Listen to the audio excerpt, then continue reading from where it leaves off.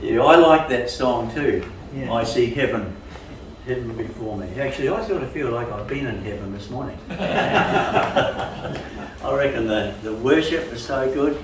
Your word was so good. The worship and praise was so good. It's been really good to be here. I really appreciate having brothers and sisters to fellowship with.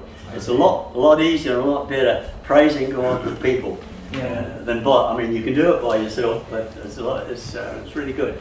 Really good to have brothers and sisters of like precious faith. What's in your mind when you sing "I see heaven before me"? What do you see? I see the city of God, because as we know, heaven is a city, not a little city, 600 kilometres square. So there's enough room for all of us. But isn't it amazing to think that God has actually told us the size? Like, I mean, when you meet somebody here, you don't sit there and say, "I'd just like you to know that my house is 1,500 metres square." 1,500 metres square, you know. You don't sort of do that, do you? But God has actually told us the size in Revelation 21, the size of heaven, and it's a city, not an ordinary city. The Bible says, a city whose builder and maker is God, because it's such a size man couldn't make it. Certainly not a space city, which it is, because John saw it coming down from above and coming down to the earth. But in that song it says, I see heaven before me, angels passing round me. And of course, when we get to that city, we're told it also in Revelation there's 200 million angels. Now that's another amazing. Fancy God telling us that. Really? You know, did we need to know that? Well, I appreciate knowing that. It's nice to know there are lots of angels, and we do know that God has appointed an angel for each believer.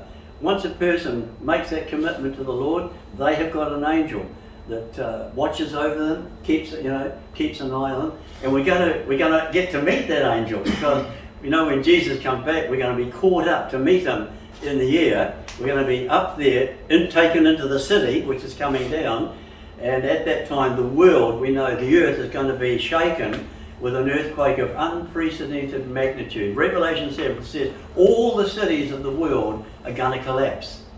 Yeah, all the cities. It says that people are going to die like flies from one end of the earth to the other.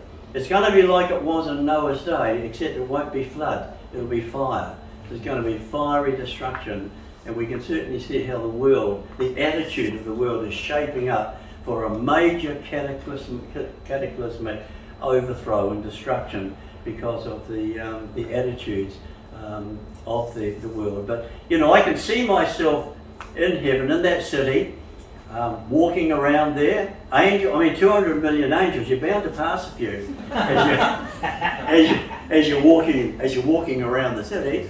And I can imagine walking around and, the angels are there, because we're going to be like them. Jesus said we will be equal to the angel, where this mortal body is going to be changed into an immortal body. And I can well imagine, an angel saying, "Hello, Barry, do you know who I am?" I said, "Well, I know you're an angel." He said, "Yeah, well, I'm actually your brother Brian's angel. I'm the one that used to watch over him." I said, "Gee, you did a pretty good job." Yep. But it's a lot of interesting thoughts that come to your mind about angels passing around me. Do you ever think about that? What does it mean? What does it convey?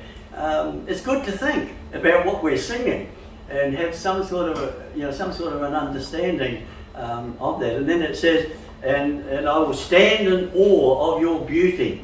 And again, you can imagine walking around the city of God. We're told it's got gold streets.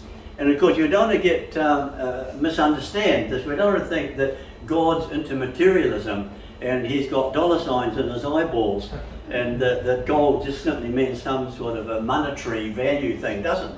God's not interested in monetary values. Never was.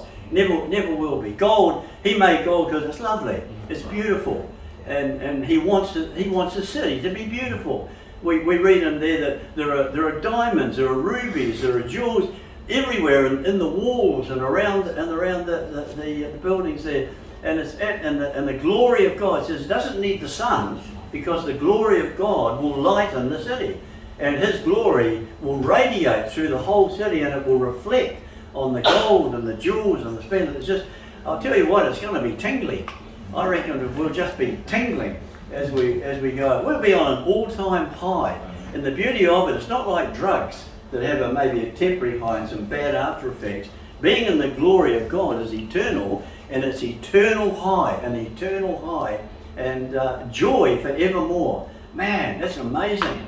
It's amazing to think the contrast of what we are now, what it is now, and what it's going to be. Why would you throw all that away? Really, you know, you can understand Jesus. He said when He comes back, there are going to be some who treated their commitment and their faith too lightly, and they'll be rejected because He has His standards. And it says there'll be weeping and gnashing of teeth when you see you've been missed out, when you've been rejected and others have got in. So it's so important. And the reason I talk like this is because I know how weak the flesh is, and I know how easy it is to just slide away and to lose your grip on the faith. And this is a good time to say what I'm saying, being the beginning of a new year.